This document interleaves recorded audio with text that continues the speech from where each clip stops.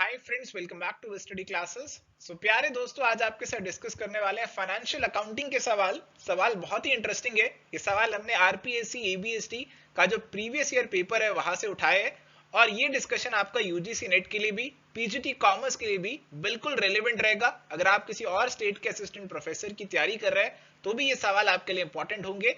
तो आइए फटाफट से अपने डिस्कशन को स्टार्ट करते हैं। एंड माय डियर फ्रेंड्स, अगर आप आरपीएससी एबीएसटी ईएफएम या बीएडीएम की प्रिपरेशन कर रहे हैं तो उसके लिए डिटेल्ड कोर्सेज ऑलरेडी हमारी वेबसाइट और ऐप पे अवेलेबल है, तो आप उन्हें चेकआउट कर सकते हैं। इसके अलावा we are also offering courses for UGC NET commerce and management and for other PGT and state assistant professor exams as well. तो आपको सारी डिटेल्स हमारी वेबसाइट या ऐप पे मिल जाएगी। कोई क्वेरी है तो आप हमें मेल कर सकते हैं या व्हाट्सएप कर सकते हैं, नीचे नंबर आपको दिया गया है। चलिए, तो यहाँ पे सवाल है, इन piecemeal distribution of cash during the dissolution of a partnership firm, the balance sheet shows। तो यहाँ पे डिसोल्यूशन हो रहा है पार्टनरशिप फर्म का, और केस है पीस मील डिस्ट्रीब्यूशन का। और यहाँ पे हमारे पास कैपिटल अकाउंट है मिस्टर एक्स और मिस्टर वाई के, जिनके पैसे अभी देने हैं, और क्रेडिटर्स खड़े हैं, और मिस्टर एक्स का लोन भी यहाँ पे खड़ा हुआ है। अवेलेबल कैश बैलेंस जो है वो अभी 8,000 है। अभी हम किसको पेमेंट करें, ये सवाल हमसे पूछ रहा है।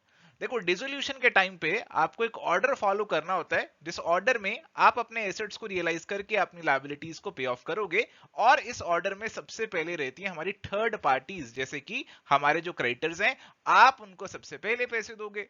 तो 8,000 में से 5,000 आप उनको दे दोगे। अब बचा आपके पास कितना, केवल 3,000। अब 3,000 पहले पार्टनर के लोन के लिए जाएगा, और फिर बचता है तो कैपिटल के लिए जाएगा।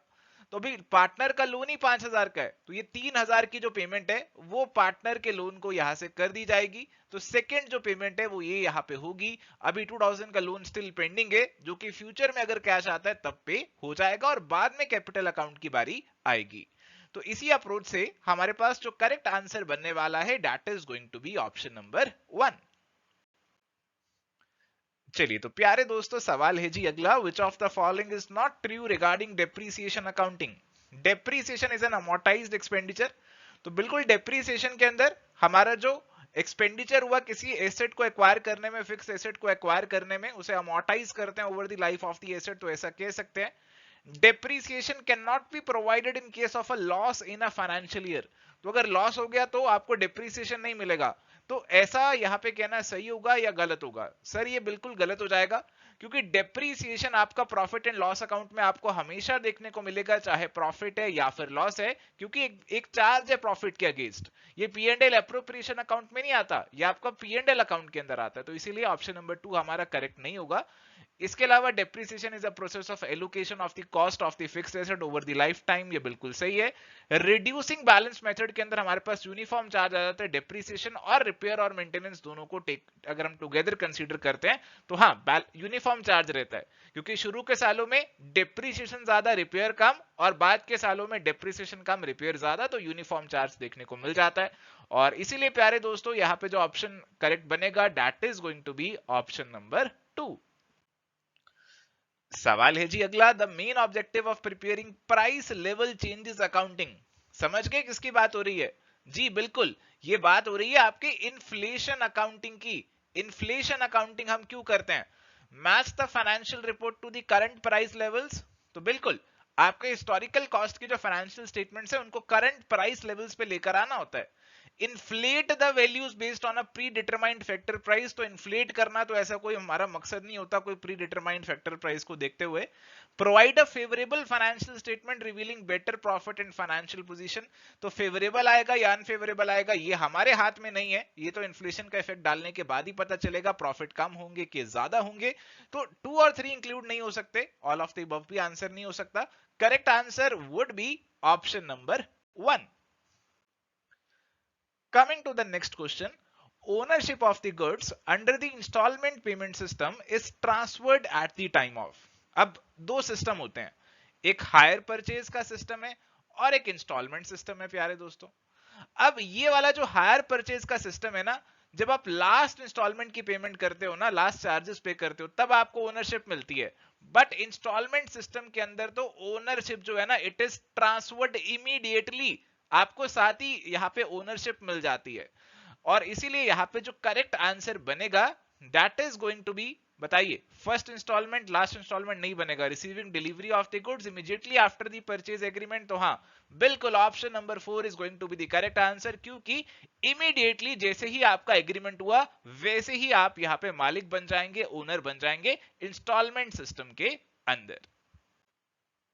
चलिए तो प्यारे दोस्तों, अगला सवाल है, the correct formula for calculating profit under incomplete records. तो आपने कंप्लीट रिकॉर्ड्स नहीं बनाया, प्रॉफिट निकालना है तो आपको ओपनिंग क्लोजिंग कैपिटल देखना है और आपको एडजस्टमेंट्स देखनी है। तो क्या फॉर्मूला होने वाला है? अब या तो फॉर्मूले का रट्टा लगा लो या फिर लॉजिकली सोचने की कोशिश करो।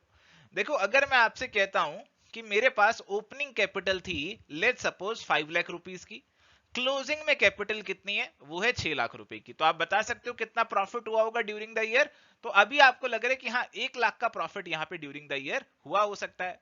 बट अभी मैं आपको कुछ और जानकारी देता हूं। ओपनिंग कैपिटल क्लोजिंग कैपिटल को तो कंपेयर आपने कर लिया, आपको ये पता है भैया क्लोजिंग कैपिटल में से ओपनिंग कैपिटल को तो घटाना ही पड़ेगा, तभी आपका कुछ निकल कर आएगा। और 1 और 2 में तो दोनों ऐड हो रहे हैं, ये तो वैसे ही आप काट सकते हैं, आपको 3 और 4 में से ही चूज करना है। ठीक है जी, अब मैं आपसे कहता हूं कि लेट सपोज मैंने ड्यूरिंग द ईयर ड्राइंग्स भी किया था, मैंने 50,000 का ड्राइंग्स यहाँ पे कर लिया था। तो आप कहेंगे कि आपने 50,000 ड्रॉ कर लिया था तो आपका प्रॉफिट यहाँ पे कितना हुआ होगा, फिर आपका 1,50,000 का प्रॉफिट हुआ होगा, क्योंकि 1 लाख तो यहीं से पता चल रहा है, 50,000 और हुआ होगा जो कि आपने ड्रॉ कर लिया। तो क्लोजिंग कैपिटल में से ओपनिंग कैपिटल को माइनस किया, प्लस हमने यहाँ पे क्या कर दिया, ड्रॉइंग्स कर दिया। अगर मैं आपसे कहता हूं कि ड्यूरिंग द ईयर मैंने यहां पे क्या किया था, मैंने एडिशनल कैपिटल भी इंट्रोड्यूस किया था, एडिशनल कैपिटल इंट्रोड्यूस किया था लेट सपोज 25,000 का। तो आप कहेंगे जी अगर आपका कैपिटल यहां पे 1 लाख से बढ़ा तो 1 लाख से तो 25,000 तो एडिशनल कैपिटल की वजह से बढ़ा, 75,000 जो बढ़ा वही आपका जो बढ़ा केवल प्रॉफिट की वजह से बढ़ा। तो इस 25,000 को तो आपने माइनस कर दिया, 25,000 का इफेक्ट तो आपने यहां पे निकाल दिया। तो भैया क्लोजिंग कैपिटल में से ओपनिंग कैपिटल निकाल दो, ड्रॉइंग्स को ऐड कर दो, एडिशनल कैपिटल को माइनस कर दो, और ऐसा चीज हमें देखने को मिल रहा है ऑप्शन नंबर 4 के अंदर। So option 4 is going to be the correct answer for this question. मैं तो ऐसे लॉजिकली करना पसंद करता हूं, आप कैसे पसंद करते हैं वैसे आप कर सकते हैं। चलिए तो सवाल है जी, which of the following item is not shown. ये नॉट वर्ड बहुत इंपॉर्टेंट होता है, मैंने काफी सारे स्टूडेंट्स देखे जो नॉट वर्ड को सही से नहीं पढ़ते और आंसर गलत लगाते हैं। Not shown in the receipt and payment account of an organisation, तो एनपीओ होगा पक्का, रिसीट और पेमेंट अकाउंट बन रहा है। Payment of the previous outstanding salary, अब रिसीट और पेमेंट अकाउंट जो है ना वो कैश बेसिस पे बनाया जाता है, तो जो भी कैश आपने पे किया रिसीव किया चाहे किसी भी साल का हो वो इसके अंदर आएगा। तो पिछले साल की सैलरी पे की वो डेफिनेटली आएगी। करंट ईयर आउटस्टैंडिंग सैलरी, अरे आउटस्टैंडिंग है पे ही नहीं करी तो कैसे आएगी इसके अंदर, ये नहीं आएगी। Receive of the advance subscription, तो पैसा मिल गया चाहे एडवांस में मिला तो बिल्कुल आ जाएगा। Prepaid rent for next year, हमने अभी रेंट पे कर दिया तो पे कर दिया चाहे अगले साल का है आएगा रिसीट और पेमेंट अकाउंट में। तो करंट ईयर की आउटस्टैंडिंग सैलरी नहीं आएगी, ऑप्शन 2 आपका आंसर बन जाएगा। चलिए सवाल है जी, प्रॉफिट और loss on voyage account is transferred to. अब देखो जो हमारी शिपिंग कंपनीज होती है ना वो ये वॉयज अकाउंट बनाती हैं, वो अपनी जर्नी पे निकलती हैं समंदर के अंदर, आपका जहाज निकला जर्नी में, समंदर में जर्नी करने के लिए निकला, और जो भी जर्नी कर रहा है उसके जो भी हिसाब किताब रहेंगे वो इस वॉयज अकाउंट के अंदर आ जाएंगे, और अल्टीमेटली जो भी इसका प्रॉफिट और लॉस निकल कर आएगा वो शिपिंग कंपनी का जो प्रॉफिट और लॉस अकाउंट है उसमें ट्रांसफर कर दिया जाता है। करेक्ट आंसर यहाँ पे ऑप्शन नंबर 1 आपका बनेगा। अगला सवाल तो बहुत ही आसान है, विच of the following is a basic accounting equation. तो बेसिक अकाउंटिंग इक्वेशन को कौन नहीं जानता, इसे बैलेंस शीट इक्वेशन भी बोलते हैं, assets is equal to capital plus liabilities, option 1 answer बन जाएगा। चलिए तो सवाल है जी, which of these best explain fixed asset. तो फिक्स्ड एसेट को कौन सा यहाँ पे बेस्ट एक्सप्लेन कर रहा है, it is for conversion into cash, तो नहीं इनको कैश में कन्वर्ट नहीं करते, इनको लंबे समय के लिए इस्तेमाल करते हैं। It is an expensive item bought for the business, तो खर्चा तो यहाँ पे डेफिनेटली होता है, एक्सपेंसिव तो होते हैं, बट एक बार आगे बढ़ते हैं। It is the item which will not wear out quickly, तो हाँ वियर आउट तो नहीं क्विकली होती, लंबे समय के लिए यूज होती है। It is having long life and not purchased specifically for resale, तो लंबा लाइफ होता है इनका और इनको बेचने के लिए नहीं रखा होता है, इनको बिजनेस में यूज करने के लिए रखा होता है। अभी देखो ना ये आप पूछ रहे विच ऑफ दीज बेस्ट एक्सप्लेन्स, तो 1 तो नहीं आएगा, 2 और 3 भी बेस्ट नहीं कर रहे, 4 जो है ना वो बेस्ट तरीके से कर रहा है, उसमें लॉन्ग लाइफ भी आ रहा है और ये भी लिख रहा है कि रीसेल करने के लिए नहीं रखा हुआ, तो 4 जो है ना वो बेस्ट तरीके से एक्सप्लेन कर रहा है, तो that is why it is going to be the correct answer. चलिए सवाल है जी, which of the following statement is not an objective of accounting. अब नॉट वर्ड इन्होंने खुद ही कैपिटलाइज कर दिया, तो अच्छा किया। To provide information about the enterprise assets liabilities capital, ये तो अकाउंटिंग में आती है। To provide information on the personal assets and liabilities, अरे पर्सनल की थोड़ी जानकारी देते हैं, बिजनेस एंटिटी कंसेप्ट कहता है दोनों अलग अलग हैं, ओनर भी और बिजनेस भी, तो पर्सनल नहीं आता। रिकॉर्ड्स मेंटेन किए जाते हैं, इंफॉर्मेशन होती है परफॉर्मेंस को लेकर, तो ऑप्शन नंबर 2 जो है ना वो यहां पे गलत हो जाती है, and that is why this is going to be the correct answer. Diagrammatically, how can we show the relationship between bookkeeping and accounting? तो आप जानते हैं कि बुक कीपिंग इज अ सब segment, is a part of accounting, तो अगर ये book keeping है तो अकाउंटिंग जो है वो इससे काफी बड़ा है, ये छोटा सा बुक कीपिंग है और ये आपका बड़ा सा अकाउंटिंग है, और इन दोनों को भी कौन एंगल्फ कर लेता है, इन दोनों को अकाउंटेंसी अपने अंदर समा लेता है, तो आपका जो करेक्ट सर्कल बन रहा है वो ऑप्शन नंबर 2 वाला बन रहा है, तो that is going to be the correct answer. चलिए अगला सवाल है, the basic sequence in the accounting process can be best described as. अब बेस्ट आपको बताने क्या कौन सा यहां पे डिस्क्राइब कर रहा है, देखो यहाँ पे आपकी पहले ट्रांजैक्शन होगी, फिर यहाँ पे आप उसको रिकॉर्ड करेंगे, लास्ट में कुछ ट्रायल बैलेंस बनेगा, तो पहले के अंदर कह रहे ट्रांजैक्शन हो गई, ठीक है जी, जर्नल एंट्री हो गई और फिर सोर्स डॉक्यूमेंट आया। नहीं, जब ट्रांजैक्शन होगी तो साथ ही उसका सोर्स डॉक्यूमेंट तैयार किया जाएगा, जब आप किसी को सामान बेचते हैं तो साथ ही आप उसका बिल तैयार करते हैं, तो ट्रांजैक्शन और सोर्स डॉक्यूमेंट दोनों इकट्ठे आने चाहिए, उसके बाद जर्नल, लेजर और ट्रायल बैलेंस आएंगे। और अगर हम देखते हैं आगे जाकर तो हमें यहाँ पे ऑप्शन नंबर 3 में देखने को मिलता है, इसमें ट्रांजैक्शन है और साथ ही उसका सोर्स डॉक्यूमेंट भी है, तो ऑप्शन नंबर 3 में ये दोनों साथ साथ दिए हुए, so option number 3 is going to be the correct answer for this question, की ट्रांजैक्शन हुई, आपने सामान बेचा, साथ ही उसका बिल तैयार हुआ, उसे जर्नल में रिकॉर्ड किया, लेजर में भेजा और उसका ट्रायल बैलेंस बन गया। सवाल है जी, which of the following statements is true, कौन सी स्टेटमेंट यहाँ पे सच्ची है, सही है। Accrual concept implies accounting on cash basis, नहीं जी, accrual basis. Patent right is in the nature of real account, तो रियल अकाउंट एसेट लायबिलिटी के होते हैं और पेटेंट भी आपका एक एसेट ही है, हालांकि इंटेंजिबल है, तो ये बिल्कुल सही है। Account involves only the recording of the business transaction, तो यहां पे कह रहे हैं अकाउंट इन्वॉल्व कुछ बन नहीं रही बात। Short term creditors are not the user of accounting information, तो शॉर्ट टर्म यूजर्स जो हैं वो भी अकाउंटिंग इन्फॉर्मेशन का इस्तेमाल कर सकते हैं, शॉर्ट टर्म क्रेडिटर्स हैं तो वो देखेंगे हमारी लिक्विडिटी पोजीशन कैसी है, अगर अच्छी है तो ही आपको शॉर्ट टर्म पे क्रेडिट देंगे, कि नहीं तो उनका पैसा डूब सकता है, तो ये वाली भी गलत हो जाती है, तो बेस्ट तो ऑप्शन नंबर 2 ही बन रहा है, तो that would be the correct answer. चलो अगला सवाल, revenue is generally recognised being earned at the point of time when order is received, production is completed, goods are delivered या फिर कैश इज रिसीव्ड, तो रेवेन्यू को कब recognise कर लिया जाता है, आपको ये चीज यहां पे बतानी है। आपने ऑर्डर रिसीव कर लिया तब रेवेन्यू बुक करेंगे, बिल्कुल नहीं, अभी ऑर्डर कैंसिल भी हो सकता है। प्रोडक्शन इज कंप्लीटेड, तो सामान बना के रखा है तो रेवेन्यू रिकॉग्नाइज कर ले, नहीं, जब तक बिकता नहीं तब तक नहीं करेंगे। गुड्स आर डिलीवर्ड या कैश इज रिसीव्ड, तो कैश बेसिस पे तो नहीं करते हैं, हम एक्रूअल बेसिस को फॉलो करते हैं, और जब भी गुड्स डिलीवर हो गए that would be the best time कि आप अपना रेवेन्यू भी यहाँ पे रिकॉग्नाइज कर सकते हैं। ऐसा ही आपका अकाउंटिंग स्टैंडर्ड 9 भी कुछ आपको ऐसा ही बोलता है, तो correct answer is going to be option number 3। चलो सवाल है जी, which of the following is not an external user of accounting information, तो अकाउंटिंग इंफॉर्मेशन के इंटरनल यूजर भी हैं और एक्सटर्नल यूजर भी हैं, आपको बताना है कि कौन सा यहाँ पे एक्सटर्नल नहीं है, यानी कि कौन सा आपका इंटरनल यूजर यहाँ पे बन जाता है, अंदर वाला कौन सा है। मैनेजर, मैनेजर तो इंटरनल ही होगा ना, कंपनी के अंदर ही होगा उसका मैनेजर, ये आंसर होना चाहिए। क्रेडिटर, इन्वेस्टर, रिसर्चर, ये बाहर वाले होंगे, ऑप्शन नंबर 1 आसानी से करेक्ट आंसर इसका लग जाएगा। According to the going concern concept, business is viewed as having, तो गोइंग कंसर्न कंसेप्ट कहते हैं कि बिजनेस जो है ना वो चलता ही जाएगा, चलता ही जाएगा, तो काफी लंबी जिंदगी बिजनेस की रहने वाली है। और देखो यहाँ पे ना आपको ऑप्शंस काफी क्लोज लग सकते हैं, स्पेशली 1 और 2 में आप कंफ्यूज हो सकते हैं, बट एन इनडेफिनेट लाइफ जो है ना ये सबसे बेस्ट आंसर है, ऐसी ही वर्डिंग आपको मोस्ट ऑफ द बुक्स में देखने को भी मिल जाती है, तो correct answer is going to be option number 2। चलिए सवाल है, according to which concept in determining the net income from the business all cost which are applicable to revenue of the period should be charged against that revenue. तो जिस period का आप revenue consider कर रहे हैं उस period की आप कॉस्ट भी उसी के साथ क्या करो, मैच करो, ऐसा कहता है आपका matching concept. Correct answer is going to be option number 1. Very very easy question. चलो सवाल है जी, which of the following combination is are not correct. तो नॉट वर्ड पे ध्यान रखना है. Appending notes to the financial statement, full disclosure principle. तो अपनी फाइनेंशियल स्टेटमेंट के नीचे नोट्स लिखते हैं ताकि पूरी जानकारी फुल डिस्क्लोजर हो जाए, तो सही है.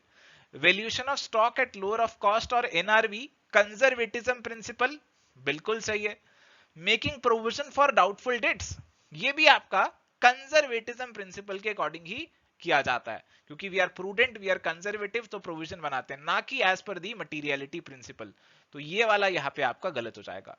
Following of the WDV method for depreciating a particular asset year after year, तो एक ही मेथड को फॉलो करते हैं, it is because of the consistency principle, तो ये भी सही है. नॉट करेक्ट तो केवल सी ओनली बना, तो करेक्ट आंसर ऑप्शन नंबर 2 आपका यहां पे बन जाएगा. चलिए तो अगला सवाल है, अंडर इंडियन AS2, तो ये बात हो रही है इंड AS2 की. Which of the following inventory items are not valued? अब देखो आपको घबराना और डरना बिल्कुल नहीं है कि सर हमें तो इंड AS2 नहीं पता. आपको AS2 तो पता है ना, AS2 और इंड AS2 आपके बिल्कुल सेम चलते हैं, दोनों आपके इन्वेंट्री से जुड़े हुए हैं और बेसिक चीजें आपकी दोनों में सेम है. हाँ कुछ कुछ डिफरेंसेस होंगे, बट जो बेसिक वाला पार्ट है that is going to be same for them. तो भी आपको ये नहीं करना कि सारे इंड AS और IFRS को डिटेल में पढ़ना शुरू कर दो. आपने अगर अकाउंटिंग स्टैंडर्ड पढ़ा हुआ है तो आपका वही मैच करता है, वही सिमिलर होता है आपके इंड AS से, बट नंबरिंग अलग अलग हो सकती है. तो आपको नंबरिंग याद कर लेनी है कि कौन सा इंड AS या कौन सा IFRS किससे जुड़ा हुआ है. आप ये चीज जरूर कर लेना. हर एक की डीप स्टडी करना इट्स नॉट पॉसिबल, बट ये नंबरिंग याद करना it is definitely possible and it is mandatory. तो ये चीज आपको जरूर करनी है.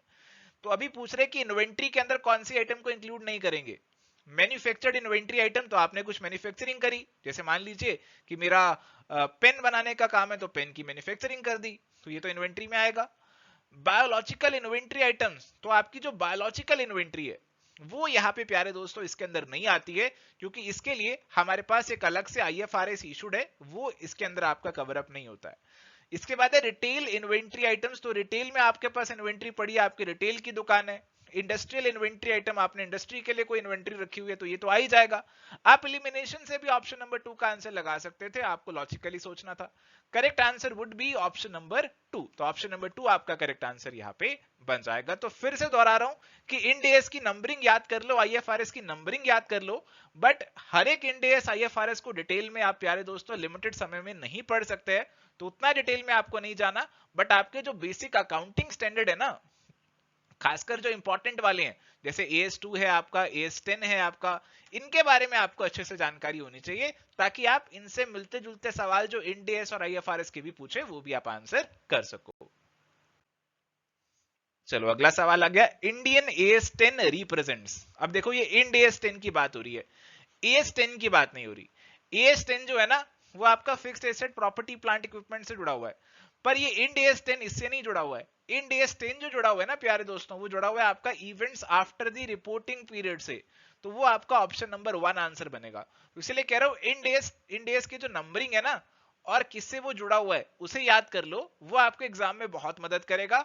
और इससे ज्यादा आगे डिटेल में जाओगे तो कंफ्यूज होगे, टाइम वेस्ट होगा, उससे आगे आप मत जाना. According to IFRS 10 the basis for consolidation is, तो कंसोलिडेशन का क्या बेसिस होता है ये हमसे पूछ रहे हैं. अब देखो IFRS 10 की आपको जानकारी नहीं है तो कोई दिक्कत की बात यहाँ पे नहीं है. आपको IFRS 10 वैसे पता है कि हाँ किस कंसोलिडेशन वगैरह से जुड़ा होता है, इतनी जानकारी है. कंसोलिडेशन का बेसिस क्या होगा ये आपको आंसर देना है. अब IFRS 10 नहीं पता, बट आपको अकाउंटिंग स्टैंडर्ड तो पता है ना, आपने अकाउंटिंग स्टैंडर्ड तो पढ़ा हुआ है ना कि होल्डिंग सब्सिडरी की हम यहाँ पे जो अकाउंटिंग करते हैं AS21 को फॉलो करते हैं.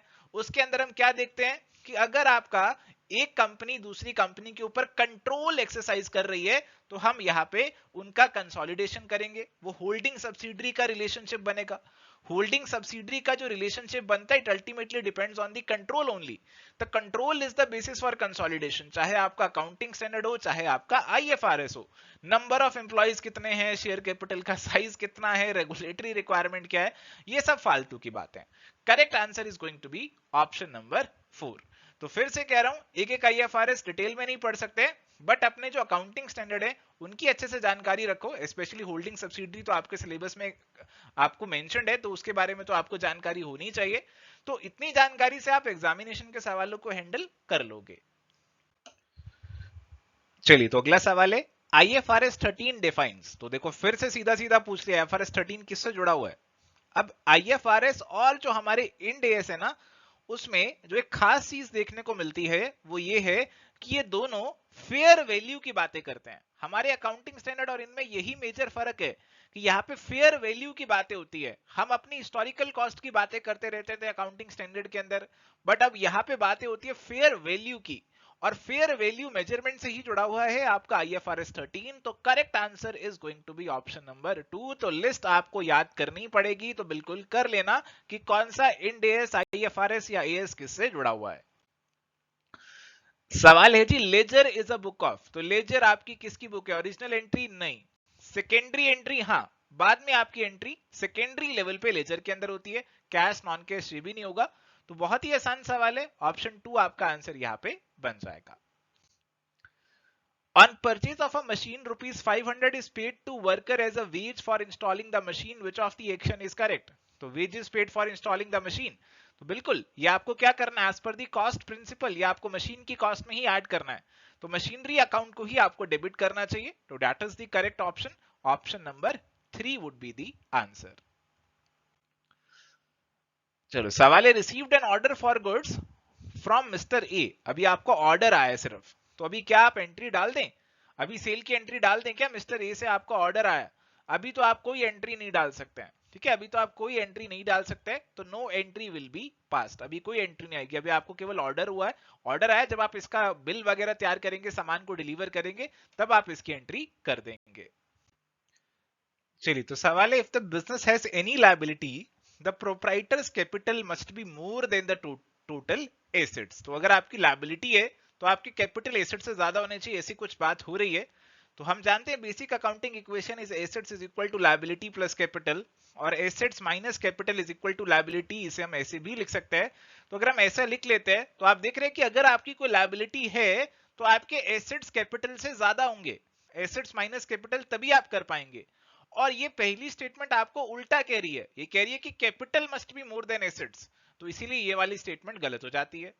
Purchase made from mister X for cash should be credited to mister X, तो ये भी गलत है। अगर आपने कैश में परचेज किया तो कैश को क्रेडिट करेंगे, ना कि मिस्टर एक्स को, और इसीलिए करेक्ट आंसर आपका ऑप्शन नंबर 2 जो है वो यहां पे बन जाएगा। सवाल है जी, closing entries are recorded in. तो क्लोजिंग एंट्रीज किस में रिकॉर्ड करते हैं, क्लोजिंग एंट्रीज प्यारे दोस्तों जर्नल प्रॉपर के अंदर रिकॉर्ड की जाती है, और इसीलिए करेक्ट आंसर आपका ऑप्शन नंबर 1 का बन जाएगा।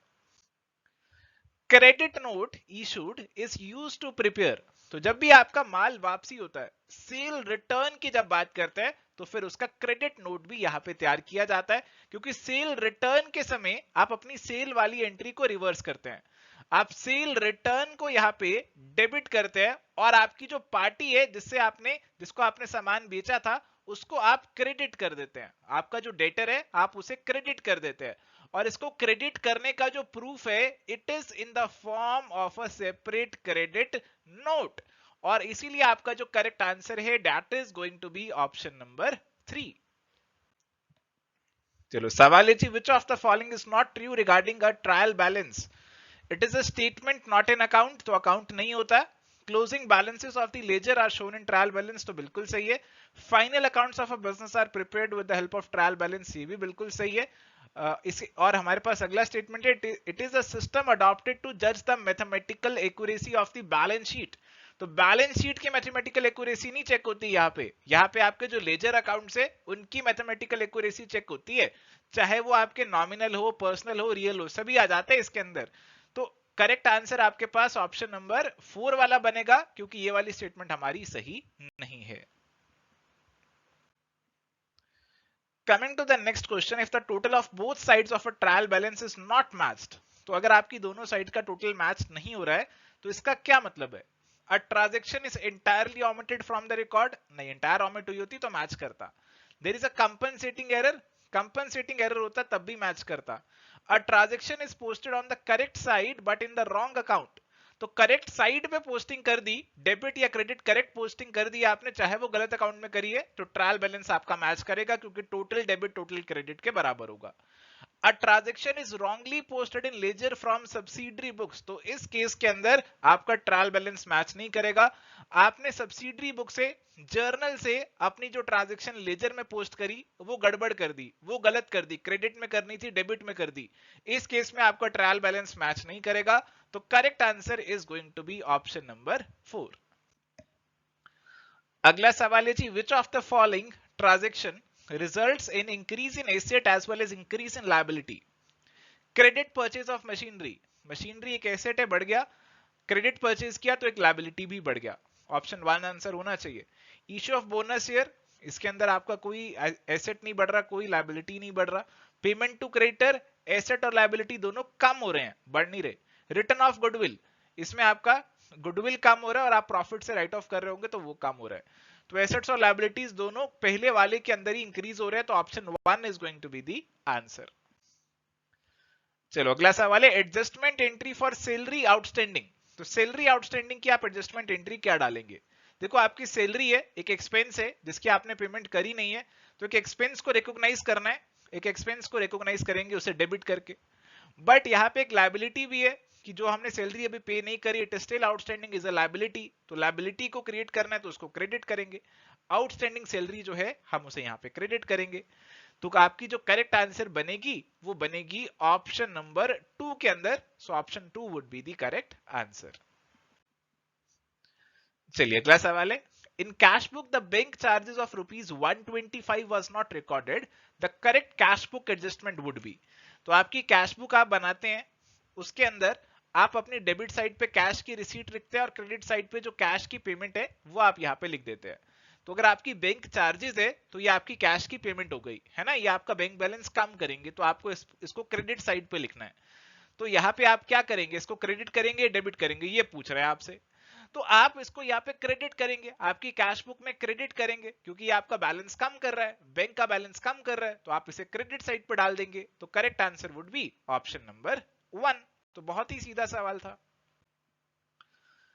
This is not the characteristic of the bills of exchange. तो बिल ऑफ एक्सचेंज का कौन सा कैरेक्टरिस्टिक नहीं होता? बिल ऑफ एक्सचेंज आपका राइटिंग में होना चाहिए, इस पे डेट भी डली होनी चाहिए. तो बिल ऑफ एक्सचेंज आपका एक ऑर्डर होता है जिसके अंदर आप दूसरी पार्टी को ऑर्डर देते हैं कि आप मेरे को इस समय इतने पैसे देना. प्रॉमिस टू पे ये नहीं होता, प्रॉमिस आपका प्रॉमिसरी नोट के अंदर आता है, ना कि बिल ऑफ एक्सचेंज के अंदर. तो करेक्ट आंसर आपका जो होना चाहिए that should be option number 4. चलिए अगला सवाल है, P and Q are partners in a firm, state which claim is are valid if the partnership agreement is silent in the following matter. तो partnership deed आपकी silent है, तो आप क्या करेंगे? पी एक एक्टिव पार्टनर है और सैलरी डिमांड कर रहा है 10,000 महीने की, उसको दे देंगे? बिल्कुल नहीं देंगे क्योंकि पार्टनरशिप एग्रीमेंट साइलेंट है. Q had advanced a loan to the firm. He claims interest at 10% per annum. तो आपने लोन दिया, आपको इंटरेस्ट तो दे देंगे बट 10% पे नहीं देंगे, आपको 6% पे ही मिलेगा. P had contributed ₹20,000 and Q ₹50,000 as capital. P wants equal share in profit. तो अगर एग्रीमेंट साइलेंट है तो दोनों को बराबर ही मिलेगा, तो इक्वल शेयर तो मिलेगा.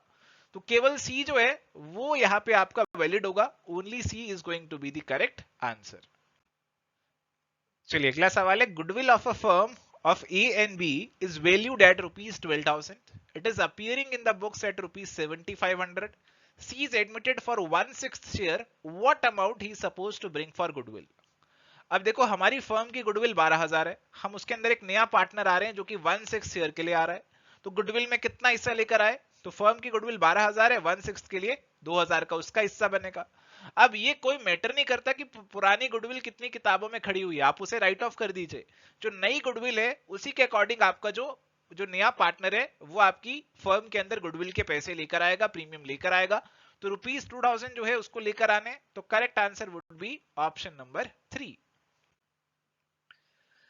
सवाल ये what treatment is made of accumulated profits on the retirement of a partner. तो मान लीजिए आपके 3 पार्टनर है ए बी सी, सी आपका रिटायर हो रहा है, तो अभी आपके एक्यूमुलेटेड प्रॉफिट्स पड़े हुए हैं, तो क्या करे, आप इन सभी पार्टनर्स में बांट दीजिए, क्योंकि सभी ने मिलकर ये प्रॉफिट्स एक्यूमुलेट किए, आप सभी में बांट दीजिए। इनकी जो भी पुरानी रेशो चल रही थी, प्रॉफिट शेयरिंग रेशो चल रही थी, आप उसके अंदर ये प्रॉफिट्स इनको बांट दीजिए, इनके कैपिटल अकाउंट को क्रेडिट कर दीजिए इन प्रॉफिट से। तो correct answer would be option number 1। On dissolution of the partnership firm, the partners capital accounts are closed through। तो जब भी आपका डिसोल्यूशन होता है तो आप एक रियलाइजेशन अकाउंट बनाते हैं, जिसमें आपके जो भी एसेट्स और लायबिलिटीज है आप वो रियलाइज करते हैं, और इसका जो भी प्रॉफिट लॉस निकल कर आता है वो आपके पार्टनर्स को बिलोंग करता है।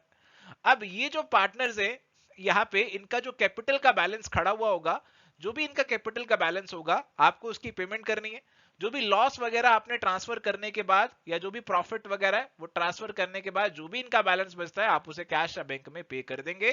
तो इनका जो अकाउंट है it is closed through cash और bank account. So correct answer is going to be option number 2। तो बिल्कुल प्रैक्टिकल सवाल है, ऑप्शन 2 आपका करेक्ट आंसर यहाँ पे बनेगा। So thank you my dear friends, ये था जी आज का हमारा डिस्कशन आरपीएससी के सवालों के ऊपर। अगर आपको सेशन पसंद आया तो प्लीज इस वीडियो को ज्यादा से ज्यादा शेयर करें और अपना प्यार भी दिखाएं। आज के लिए इस सेशन में इतना ही, मिलेंगे नेक्स्ट सेशन में। Till then good bye, take care, all the best.